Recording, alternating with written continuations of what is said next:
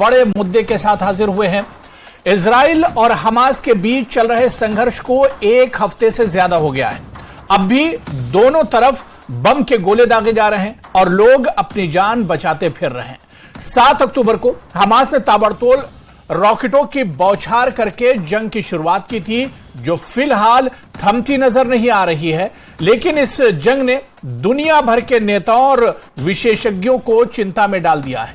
Israel और Hamas के बीच चल रही इस लड़ाई ने हिंदुस्तान में सियासी लकीर खींच दी और खासतौर से जम्मू कश्मीर की अगर बातचीत की जाए तो यहां पर भी हमास और इजराइल की इस जंग में बीजेपी और अपोजिशन दोनों अलग अलग खेमों में एक तरह से बटे हुए नजर आते हैं। और बीजेपी का इल्जाम है कि अपोजिशन हमास जो कि एक आतंकी संगठन है उसके साथ खड़ा है अपोजिशन। आज इसी को हम जेकेएलएच प्राइम टाइम में समझने की कोशिश करेंगे।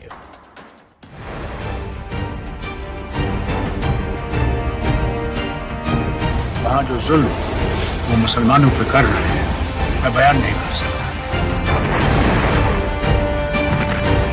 अफसोस इस बात का है कि हम आज हिंदुस्तान में वो आवाज नहीं जो उनके लिए जोर से बोल सके।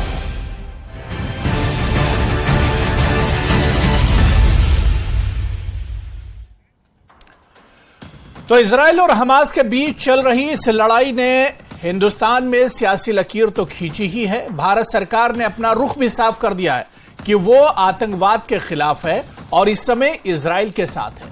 वहीं कुछ राजनीतिक दलों ने फिलिस्तीन के नागरिकों के अधिकारों की बात कही है। साथ में सरकार ने यह भी पूछा है कि फिलिस्तीन के मुद्दे पर भारत के रुख में बदलाव क्यों आया है। नेशनल कॉन्फ्रेंस के चीफ डॉक्टर फारूक अब्दुल्ला का बयान भी सामने आया है। उन्होंने कहा है कि यह दुख की बात है कि भारत सरकार ने इजराइल का रुख अपनाया।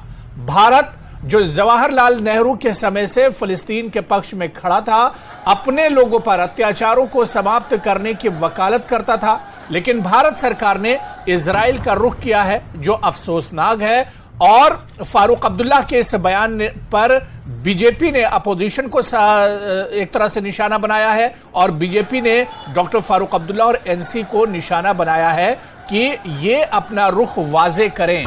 क्या ये हमास जो एक आतंकी संगठन है उसके साथ खड़े हैं इस लड़ाई में या फिर इजराइल के साथ। लेकिन डॉक्टर फारूक अब्दुल्ला का बयान ये जाहिर करता है कि वो फिलिस्तीन के साथ हैं, वो हमास के साथ इस लड़ाई में खड़े हैं।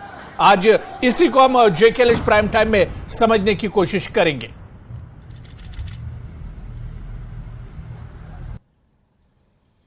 तो इजराइल हमास संघर्ष में विपक्ष का रवैया नर्म है और सियासत अब इस पर एक तरह से गर्म हो गई है। हमास को लेकर विपक्ष का रवैया क्या नर्म है, यह भी सवाल है जिसे आज हम जेकेएलएच प्राइम टाइम में उठाएंगे। हमास के आतंक का समर्थन क्या विपक्ष कर रहा है, यह भी अहम सवाल है, क्योंकि न खुलकर समर्थन और न ही विरोध किया जा रहा है विपक्ष की तरफ से। और चलिए इसी पर चर्चा करेंगे। बहुत खास मेहमान मेरे साथ जुड़ रहे हैं। बहुत जल्दी अपने मेहमानों का आपसे इंट्रोडक्शन करा देता हूं, तारुफ करा देता हूं। मेरे साथ जावेद बेग हैं, सोशल एक्टिविस्ट हैं। आरएस पठानिया जी बीजेपी स्पोक्सपर्सन है। सॉलिसिटर इकबाल ताहिर हैं जो कि पीडीपी स्पोक्सपर्सन है। और मेरे साथ एक और खास मेहमान मुजफ्फर इकबाल खान साहब जो कि सीनियर लीडर हैं नेशनल कॉन्फ्रेंस से। सभी मेहमानों का बहुत स्वागत है जेकेएलएच प्राइम टाइम में। मैं सबसे पहले मुजफ्फर इकबाल खान साहब, सर मेरी आवाज आप तक पहुंच रही है? जी जी हाँ। मुजफ्फर इकबाल खान साहब, सब करें जो संघर्ष जो जंग इस वक्त चल रही है इजराइल और हमास के दरमियान, इस पर हमने देखा कि डॉक्टर फारूक अब्दुल्ला साहब का भी बयान आया है। उन्होंने कहा है कि इजराइल जुल्म कर रहा है फिलिस्तीन पर, हमास पर जुल्म कर रहा है, छोटे छोटे बच्चे मारे जा रहे हैं। लेकिन इस पर बीजेपी ने सवाल उठाया है कि national conference, doctor Farooq Abdullah और अपोजिशन अपना जो उनका विजन है उसे एक तरह से वाजे करें कि वो क्या हमास जो एक आतंकी संगठन है उसके साथ खड़े हैं, डॉक्टर फारूक अब्दुल्ला साहब और एनसी। अबू हरेरा साहब, पहली बात तो यह है कि मैं आपको क्लियर कर दूं कि हमास कोई आतंकी संगठन नहीं है और ये जंग कोई आज की नहीं है। 1948 के बाद हमारी जितनी भी सरकारें आई और हमारी जितनी भी अपोजिशन रही जी, अगर आप अटल बिहारी वाजपेयी साहब की जो स्टैंड है वो देखेंगे तो वो यासर अराफात के साथ बिल्कुल कंधे से कंधा मिलाकर खड़े रहे और वो इस बर्बरियत के खिलाफ रहे। अपनी पूरी लाइफ में जब तक कि वो अपोजिशन में भी रहे, अटल बिहारी वाजपेयी साहब फलस्तीन के हक में रहे क्योंकि उनके साथ ज्यादती हुई थी। उन्हीं की लैंड उनसे छीन ली गई, उनको फिर रिकॉग्नाइज तक नहीं किया गया। तो ये कोई टेररिस्ट एक्टिविटी इसको मैं नहीं कह सकता, ये एक वार है। वार में दो नेशन लड़ रहे हैं और सिर्फ हमास के लिए ही नहीं, मस्जिद अक्सा सेक्रेड है for all the 3 religion, major religion of the world. Muslims के लिए भी, ज्यूज के लिए भी और क्रिश्चियंस के लिए भी। वो एक मुकद्दस मकाम है सबके लिए। दूसरा, जो इन्होंने जो वहां गजा स्ट्रिप में और इर्द गिर्द जो बस्तियां बसाई हैं, वो एक बड़ी टैक्टफुली बसाई हैं। तो they want their own land. अब उसको आप ये कहोगे कि ये टेररिस्ट एक्टिविटी है, एक वार है, जंग वो पिछले 70 साल से चल रही, 70 साल से। ठीक है, लेकिन मुजफ्फर साहब, मुजफ्फर इकबाल साहब, इसको आज हमारी सरकार तो इजराइल के साथ खड़ी है। पीएम मोदी साहब का आप बयान देखिए, उन्होंने कहा कि हम आतंकवाद के साथ नहीं जाएंगे, हम इजराइल के साथ हैं। हमारी सरकार तो इजराइल के साथ खड़ी है। सरकार का अपना ओपिनियन हो, लेकिन जरूरी नहीं कि सरकार जिस तरफ जाएगी अपोजिशन भी उसी तरफ जाएगी। भाई ओपिनियन, हर आदमी का अपना ओपिनियन है, उसमें कोई जरूरी नहीं है कि भाई अगर सरकार जो है वो एक गवर्नमेंट को सपोर्ट करती है या जबर को, जुल्म को सपोर्ट करेगी तो पब्लिक भी करेगी, ऐसा नहीं है। अब ये आजादी है, अपना अपना ओपिनियन। मैंने कहा ना, बाज़ औक़ात अटल बिहारी वाजपेयी साहब का स्टैंड जो था वो हमेशा हुकूमत के खिलाफ भी रहा है, फॉरेन पॉलिसी में भी। जब उन्होंने कहा कि भाई मेरा ओपिनियन ये है, तो हर आदमी का हक है ये अपना ओपिनियन रखने का। इसमें ये कोई अंदरूनी मुल्क तो मामला है नहीं है, ये एक इंटरनेशनल प्रॉब्लम है। और पूरी यूनाइटेड नेशन सिक्योरिटी काउंसिल जो है वो भी इस मामले में, तो एनसी इस मुद्दे पर सरकार के साथ भी नहीं है। National conference doctor Farooq Abdullah साहब इस मुद्दे पर सरकार के साथ नहीं है, सेंटर के साथ नहीं है, मोदी जी के साथ नहीं है। मुझे वो देखें, जो फॉरेन मिनिस्टर साहब का स्टेटमेंट है, वो स्टेटमेंट इसराइल को भी सपोर्ट नहीं करता है। अगर आपने पढ़ा होगा, फॉरेन मिनिस्टर साहब ने इसराइल की सपोर्ट भी नहीं की है जी। बहरहाल जंग रुकनी चाहिए। बच्चों पर और निहत्थे लोगों पर जो जुल्म और सितम है वो किसी भी तरफ से हो, वो गलत है, चाहे वो जंग हो या अमन हो। चलिए ठीक है, मैं इकबाल ताहिर जी आपके पास आना चाहूंगा, क्योंकि इकबाल ताहिर जी, बीजेपी शुरू से कहती रही है, जब से यह जंग छिड़ी है 7 तारीख से, उसके बाद से ही अपोजिशन के रवैये पर सवाल उठाती रही है बीजेपी कि अपोजिशन हमास के साथ है और हमास के जो आतंकी एक संगठन है उसके साथ अपोजिशन है। अपोजिशन का रवैया नर्म है हमास को लेकर। बीजेपी का जो व्यू है वो उनका व्यू है। मैं अपनी बात करूंगा जहां तक इस इशू का ताल्लुक है। यहाँ पे इंसानी जानें तलब हुई हैं, जान माल का जबरदस्त नुकसान हुआ है, चाहे वो किसी तरफ से भी हुआ हो, ये अफसोसनाक है। और जब हम इस मसले को देखते हैं तो हमें इसको हिस्टोरिकल पर्सपेक्टिव में देखना बहुत जरूरी है। आपको ये बात याद होगी कि 1917 में जब बेल्फोर डिक्लेरेशन ब्रिटिश गवर्नमेंट ने पास किया, तो उसके तहत उन्होंने ये कहा कि इजराइल और जो ज्यूज हैं उनको फलस्तीन के लैंड, आज के नजरिए में अगर आप देखें तो हमारी सरकार इजराइल के साथ खड़ी है। पीएम मोदी साहब इस वक्त इजराइल का सपोर्ट कर रहे हैं। आज के वक्त में बात कीजिए ना, आज जो सूरत हाल है, यहां पर अटैक हमास की तरफ से किया गया है। तकरीबन 200 इजरायली औरतों को, बच्चों को, महिलाओं को, बुजुर्गों को यरगमाल बना लिया है हमास ने। देखिए, यही मैं आपसे कह रहा हूं, आप इस बात को स्टैंड अलोन बेसिस पे देख रहे हैं। आप आज आप ये डिस्कस कर रहे हैं, लेकिन जो पिछले 100 सालों से जो फलस्तीन के लोग मारे जा रहे हैं, कत्ल किए जा रहे हैं, अपने लैंड से उनको निकाला गया है, उसकी बात आप नहीं कर रहे हैं। देखिए, इस इशू को आपको स्टैंड अलोन बेसिस पे नहीं देखना है, इसको हिस्टोरिकल पर्सपेक्टिव में देखना है। कोई भी इस बात को सपोर्ट नहीं करता है कि इंसानी जाने तलब हो, मासूमों का कत्ल हो। हर कोई शख्स उस चीज को मजम्मत करता है, चाहे वो कोई भी हो, चाहे एग्रेसर कोई भी हो। लेकिन जब भी हम इस इशू को देखेंगे, इसको एक हिस्टोरिकल पर्सपेक्टिव में देखना है और यहाँ पे ये देखना है कि एग्रेसर कौन है, किसने कब्जा किया है और कौन मजलूम है और किसके साथ नाइंसाफी हुई है, वो देखना बहुत जरूरी है। और अगर आप देखेंगे जो भी भारत की पॉलिसी रही है 1947 से, आप देखिए गांधी जी के टाइम से, फिर हमने यूनाइटेड नेशन में पॉलिसी तो बदलती रहती है, इस रेजोल्यूशन पॉलिसी बदलती रहती है। और मौजूदा पॉलिसी है कि सरकार इजराइल के साथ है। मौजूदा पॉलिसी अगर आप देखिए तो सरकार, केंद्र सरकार इजराइल के साथ है। नहीं, मैं ये नहीं मानता।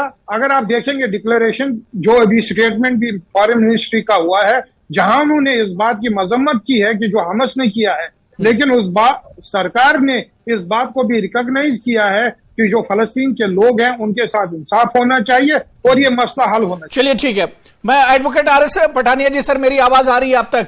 देखिए, नेशनल कॉन्फ्रेंस और पीडीपी दोनों का मानना है कि जो पॉलिसी हिंदुस्तान की रही है इससे पहले, और अटल बिहारी वाजपेयी जी का भी जिक्र यहां पर मुजफ्फर साहब ने किया और ताहिर इकबाल साहब ने भी उनका जिक्र किया, तो डॉक्टर फारूक अब्दुल्ला साहब का भी बयान है। उन्होंने कहा कि फिलिस्तीन पर जुल्म हो रहा है, हमास पर जुल्म हो रहा है, तो किस तरह से इसे लिया जाए? आरएस पठानिया जी। जी अबू जी, आदाब, नमस्कार जी। ये पूरे दिनों से ये डेवलपमेंट मैं तो वॉच कर रहा हूं, लेकिन इस देश का जनमानस भी इसे वॉच कर रहा है और पॉलिटिकल ऑब्जर्वर्स भी इसे बड़ी क्लोजली इसको मॉनिटर करेंगे। But it's is a big low, एक रिकॉर्ड लो है कि पॉलिटिकल पार्टीज, भारत का जो औपचारिक स्टैंड है, उस औपचारिक स्टैंड को ऑन करने में पॉलिटिकल पार्टीज को परेशानी है। इतना भी क्या राजनीतिकरण हो गया, कम से कम कुछ इशू हमें राजनीति से परे रखने चाहिए। भारत का कंसिडर्ड स्टैंड है। आप गांधी जी से शुरू करें, जवाहरलाल नेहरू, इंदिरा गांधी और मिनिस्ट्री ऑफ एक्सटर्नल अफेयर्स ने रिपीट किया है कि पैलेस्टीन की अपनी एक इंडिपेंडेंट, अनइंटरप्टेड एक स्टेट, एक होमलैंड को भारत सरकार बिल्कुल रीइंफोर्स करती है, भारत उसे सपोर्ट करती है। प्रधानमंत्री नरेंद्र मोदी जी पहले प्रधानमंत्री हैं जो पैलेस्टीन जाके पैलेस्टीन के इस राइट को उन्होंने एनफोर्स किया है, एक पार्ट। पर दूसरा पार्ट ये है कि Hamas, which is exclusively a terror organisation, कौन सा कंट्री, कौन सा नहीं, तो नेशनल कॉन्फ्रेंस और पीडीपी तो उसे नहीं मान रहे हैं, टेरर ऑर्गेनाइजेशन उसे नहीं मान रहे हैं। By what stretch of imagination, armed weapons के साथ, आर्म्ड इंसर्जेंसी के साथ मार, आप उन बच्चे औरतों को हॉस्टेज रख के और फिर आप लेजिटिमेसी की तलाश करेंगे। पूरी दुनिया में लेजिटिमेसी उन्हें कहीं नहीं मिली। इवन अरब कंट्रीज ने उनके इस अटैक को लेजिटिमाइज नहीं किया, बट नेशनल कॉन्फ्रेंस और Peoples Democratic Party, even Organisation of Islamic Countries ने भी उसे लेजिटिमाइज नहीं किया है। लेकिन आप उसको लेजिटिमाइज करने के लिए, और इंडिया गठबंधन के जो I dot and D dot इसके जो घटक है, अब शरद पवार जी को और तो और अब कांग्रेस वर्किंग कमेटी की आप उनकी मेंडिकेंसी, पॉलिटिकल बैंकरप्सी देखें कि कांग्रेस वर्किंग कमेटी का रेजोल्यूशन आता है, पैलेस्टीन की जो स्टेटहुड की डिमांड उसे एनफोर्स करते हैं। लेकिन हमास के टेरर अटैक के लिए, देखिए, terror has no religion, terror has no territory. जो फारूक अब्दुल्ला साहब किसी व्यक्ति विशेष या धर्म विशेष के साथ इसको जोड़ने की बात, टेरर हैज नो रिलीजन। कम से कम टेरर को यू नीड टू कंडेमनेट। और भारत सरकार का जो ये पहले बार ही होगा ऑल टाइम लो की पॉलिटिकल पार्टीज भारत के औपचारिक स्टैंड से दाएं बाएं जाके ओछी राजनीति करने का काम कर रही हैं। प्रधानमंत्री मैं मुजफ्फर इकबाल साहब से जल्दी से जवाब ले लेता हूं आपके बयान पर। जी मुजफ्फर इकबाल साहब। जी अबू हुरैरा साहब, मैंने जब शुरू में भी कहा कि हमास एक टेरर ऑर्गेनाइजेशन नहीं है, that is an armoured force. नहीं, तो अगर सरकार का जो स्टैंड है उस स्टैंड से क्यों भाग रहे हैं? तो जो सरकार का जो स्टैंड है इजराइल को लेकर, उस स्टैंड से क्यों भाग रहे हैं? गवर्नमेंट का भी स्टैंड, गवर्नमेंट का स्टैंड फलस्तीन के खिलाफ नहीं है। गवर्नमेंट इंडियन गवर्नमेंट का शुरू से स्टैंड यही रहा। पठानिया जी आप बीच में बोल सकते हैं, आप बीच में बोल सकते हैं, समय कम है, अपनी बात रख सकते हैं। ताहिर इकबाल जी मैं आ रहा हूं, और मुझे नहीं लगता है, मुझे ये भी नहीं लगता है, मैं बताऊं आपको, जवाब मांगूंगा विद का इन्फॉर्मेशन। मुझे ये भी नहीं लगता है जनता पार्टी को सपोर्ट मत करें। प्राइम मिनिस्टर साहब ने भी हमास को क्रिटिसाइज किया। हाँ, उन्होंने जाने जो सल्फ हुई है उसके लिए उन्होंने कहा कि वो गलत है, वो दोनों तरफ से गलत है। पैलेस्टीन ने अगर किया है, पैलेस्टीन हमास ने किया है तब भी गलत है, और अगर इसराइल ने किया है जो जुल्म वो भी गलत है। अब इसराइल अगर बच्चों को मार रहा है, औरतों को मार रहा है तो वो भी गलत है। बिल्कुल दोनों तरफ से आप ये कहोगे कि नहीं जी, एक जो है वो टेरर ऑर्गेनाइजेशन है और दूसरी जो है वो टेरर ऑर्गेनाइजेशन नहीं है। टेरर की पहले डेफिनेशन अगर आप देखोगे तो टेरर की डेफिनेशन में किसी को भी आप इलीगली अगर एग्जीक्यूट करते हैं, थ्रेट करते हैं, उसके दिल में खौफ पैदा करते हैं, तो मुझे बताओ इससे बड़ा खौफ क्या होगा कि आपने वहां के बच्चों के लिए जो दुआएं हैं वो भी बंद की हैं, पानी बंद है, बिजली बंद है, चलिए ठीक है, और आप उनको मार रहे हो। इकबाल ताहिर साहब, अगर हमास की टेरर है तो जावेद साहब आपके पास इसके बाद आ रहा हूं। इकबाल ताहिर साहब कुछ कहना चाह रहे हैं जी। पठानिया जी जो कह रहे थे जी, हमने कहीं पे भी इस बात को सपोर्ट नहीं किया है। जो हमास ने किया है हम उसकी मजम्मत करते हैं, हम उसको गलत मानते हैं और मानते हैं कि मासूमों का खून बहा है। लेकिन मेरा पठानिया जी से यह सवाल है कि क्या आप ये मानने के लिए तैयार है कि जिस तरीके ने इजराइल ने सारे गाजा पट्टी को ब्लॉकेड किया है वो एक इंटरनेशनल क्राइम है, जो इंटरनेशनल क्रिमिनल कोर्ट उसको ट्राई कर सकता है। बोल सकते हैं पठानिया जी, आप बोल सकते हैं बीच में। 1949 जिनेवा कन्वेंशन देखिए, कोई सपोर्ट पॉपुलेशन की जहां पे आप ब्लॉकेड कर रहे हैं पानी का, वाटर का, मेडिसिन का, इलेक्ट्रिसिटी को कट ऑफ करना, क्या वो इंटरनेशनल क्राइम नहीं है? क्या कन्वेंशन नहीं है? ये क्या पठानिया जी इस बात को एक्सेप्ट करने के लिए तैयार है? हम कह रहे हैं कि जो हमस ने किया वो गलत किया है, लेकिन पठानिया जी ये मैं मुजफ्फर साहब आ रहा हूं, मुजफ्फर साहब मुस्लिम और गैर मुस्लिम को मुजफ्फर साहब दीवार मत खड़ी करें, थोड़ा सा वेट कर लिए। मुजफ्फर साहब ह्यूमैनिटेरियन क्राइसिस है। मुजफ्फर इकबाल जी मैं सर आ रहा हूं, थोड़ा सा वेट कर लिए। पठानिया जी बात पूरी कर ले, उसके बाद मैं आ रहा हूं। पठानिया जी जल्दी से बात पूरी कर लीजिए। जी मेरा साफ और स्पष्ट इसमें मानना है, वर्ष 2017 में सबसे पहले इजराइल की अगर बात करें तो अब 1992 पे चले जाएं, 1948 से ये तो पुरानी 100-150 साल पुरानी प्रॉब्लम है, लेकिन 1948 में सबसे पहले इजराइल ने अपना वहां पे डिक्लेयर कर दिया Israel is a separate country. 1992 में भारत ने इजराइल के भारत की पॉलिसी थी, फिलिस्तीन को सपोर्ट करता था भारत की पॉलिसी थी। लेकिन वर्ष 2017 में you need to point out, जब इजराइल और यूएस ने रेजोल्यूशन लाया यूएन में that Jerusalem is exclusively an Israeli territory, Bharat said no. Narendra Modi की सरकार ने उसे डिस्प्यूट किया, उसे डिसाउट किया। पैलेस्टीन का इंडिपेंडेंट उनका एक जिसे कहते हैं होमलैंड, उनका कंट्री है जिसमें उनका बिल्कुल किसी का इंटरफेरेंस ना हो, सेल्फ डिटर्मिनेशन। ठीक है, मैं जावेद बहुत देर से वेट कर रहे हैं। जावेद बेग साहब कैसे इस डिस्प्यूट को आप देखते हैं? क्योंकि हम देख रहे हैं कि हमारी सरकार का जो स्टैंड है उसी पर बीजेपी और अपोजिशन जम्मू कश्मीर में बटे हुए हैं। That's it. शुक्रिया अबू हुरैरा साहब। पहले मैं मजम्मत करना चाहूंगा हमास के उस हमले की, और आईडीएफ के जो काउंटर ऑफेंसिव था, हमास के हमले की मजम्मत इसलिए करना चाहूंगा क्योंकि उनने निहत्ते बच्चों, बुजुर्गों और औरतों पर अटैक किया। इसी तरह आईडीएफ ने फलस्तीन में बच्चे, बुजुर्गों और निहत्ते लोगों को मारा। दोनों तरफ से मैं मजम्मत करता हूं, और इंसानी जानों को जिस स्केल पे डिस्ट्रॉय किया गया है ऐसा नहीं होना चाहिए। दूसरी बात, हमारे मुल्क का जो स्टैंड है, हमारे ऑनरेबल पीएम साहब काफी दूर अंदेश लीडर है और उनका माशाअल्लाह ग्लोबल कद काफी ऊंचा है। और हमारे जो फॉरेन मिनिस्टर ऑनरेबल जो है डॉक्टर एस जयशंकर साहब, मैं उनसे मिला हूं, मैं उन्हें जानता हूं, वर्ल्ड क्लास इंटेलेक्चुअल है। उनका जो स्टैंड है मुल्क को लेकर वो वजह और बेहतर है। मुझे लगता है हमारे अपोजिशन को भी इस वक्त मुल्क का साथ देना चाहिए। और मैं आपके चैनल के माध्यम से गुजारिश करूंगा हमारे ऑनरेबल पीएम साहब से कि वो इस लॉन्ग पेंडिंग इशू में एक इंटरमीडिएटर का बहुत बड़ा रोल अदा कर सकते हैं।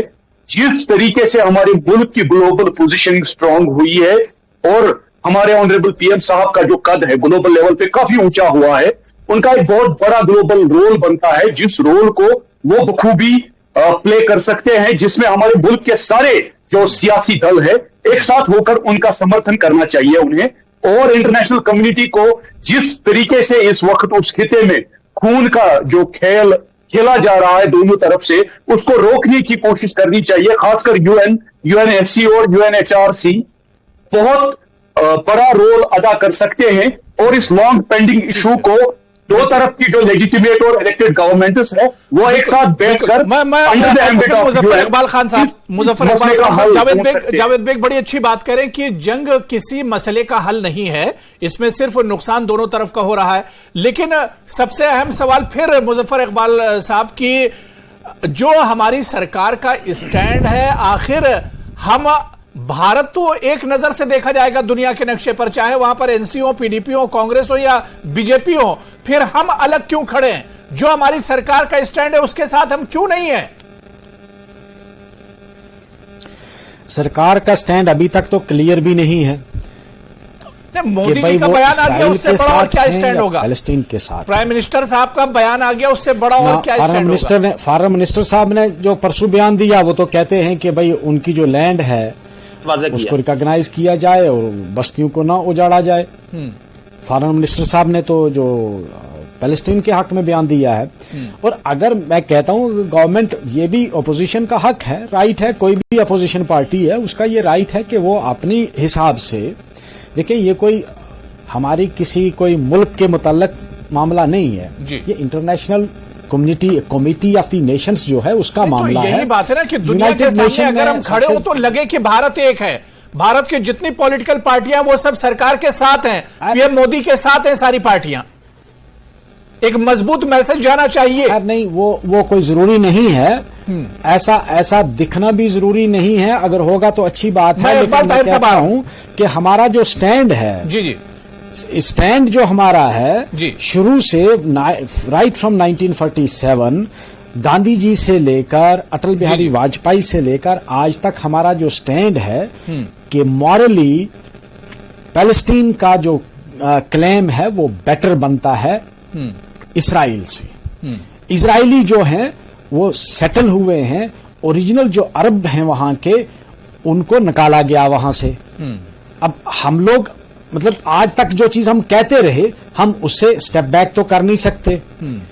और ये एक आप इसको इन आइसोलेशन अगर आप देखेंगे कि हमास का जो अटैक है ये एक कोई सिंगल इंसिडेंट है नहीं है, it is a war going on. जिस तरह अभी पठानिया साहब ने भी कहा कि 1948 के बाद कंटिन्यूसली वार चल रही है। यासिर अरफात पहले हेड कर रहे थे इस वार को पैलेस्टाइन की तरफ से और बेंजामिन नेतन्याहू इधर से करते थे। तो ये कोई एक कंटिन्यूसली बहुत अरसा से इकबाल ताहिर जी अपनी रिकॉग्निशन का मामला है। इकबाल ताहिर जी, और it is a political issue, it has a solution. अगर सिक्योरिटी काउंसिल जो है वो साफ गोई से इसको हल करना चाहते तो वो हो सकता था, ठीक है, लेकिन वहां एक जो फ्लिप साइड है इसकी, अबू हुरैरा साहब एक जी बात पूरी कर लीजिए, बात पूरी कर लीजिए। फ्लिप साइड ये है कि ये जंग एस्केलेट हो सकती है, ये जंग कल और दूसरे ममालिक को अपनी लपेट में ले सकती है। It can take the shape of a world war, क्योंकि इस जंग के पीछे तीनों रिलीजन इन्वॉल्व हैं, इस्लाम, ठीक है, ज्यूज एंड क्रिश्चियनिटी, तीनों का क्लेम है मस्जिद अक्सा। इकबाल ताहिर जी जल्दी से, मैं 30 सेकंड दे रहा हूं, समय की बहुत कम है जी। देखिए, जब आप हमारे मुल्क की तारीख पे नजर डालते हैं तो कन्वेंशन ये रहा है, जहां तक फॉरेन पॉलिसी इश्यूज हैं, जो सरकारें रही हैं उन्होंने हमेशा एक कंसेंसस बिल्ड करने की कोशिश की है। तो मैं एक्सपेक्ट करूंगा कि जो आज की सरकार है वो सभी पार्टीज को ऑन बोर्ड ले और इस इशू पे पठानिया जी सारी पार्टियों को कॉन्फिडेंस में लेना होगा, एक मजबूत मैसेज जाना चाहिए। हम एक प्लेटफॉर्म पे खड़े हैं। फॉरेन पॉलिसी इश्यूज पे आज तक पॉलिटिकल डाइवर्जेंस कभी देखने को मिली है, इतिहास पे सबसे पहली बार है। फारूक अब्दुल्ला साहब का जो स्टेटमेंट, उनको ये वापस लेना चाहिए, उनको माफी मांगनी चाहिए। उन्होंने आग लगाने का काम किया है। आपको सब इकट्ठा होकर कहना चाहिए प्रधानमंत्री जी हम आपके साथ हैं, वहां पे पीस ब्रोकर का काम करे भारत पीस पे करे, भारत पैलेस्टीन के लिए स्टेटमेंट के लिए करे, जितने भी इंटरनेशनल ह्यूमैनिटेरियन लॉज के जो वायलेशंस है भारत उसको यूएन के साथ टेकअप करके India should act as an intermediator, India should act as a crisis manager, India should act as one who prevents the human rights violation और ए पीसफुल रेजोल्यूशन। मुजफ्फर साहब, doctor Farooq Abdullah ने आग लगाने का काम किया है, बात दिया है, ये बयान है बीजेपी का। मुझे नहीं लगता है कि उन्होंने कुछ बात ऐसा किया है। इंडिया यूरोप ये तो गलत बात है कि उन्होंने कोई आग, उन्होंने ये कहा कि उस वक्त अगर प्राइम मिनिस्टर साहब ने इजराइल की सपोर्ट की है तो वो गलत है, क्योंकि आप एक जालिम की जो अटैकर है, आप उसकी जब सपोर्ट करोगे, attacker that's not that we are against Palestine, not at all. जहां हमास ने टेरर अटैक किया, हमास के टेरर से आपको ज्यादा प्रॉब्लम है, लेकिन इसराइल के टेरर से कोई प्रॉब्लम नहीं होती है। वो क्यों? हर एक सोचने वाला है कि प्राइम मिनिस्टर साहब जो कहेंगे तो वो सब मान लेंगे, ऐसा भी नहीं है, और ना ऐसा कोई जरूरत है।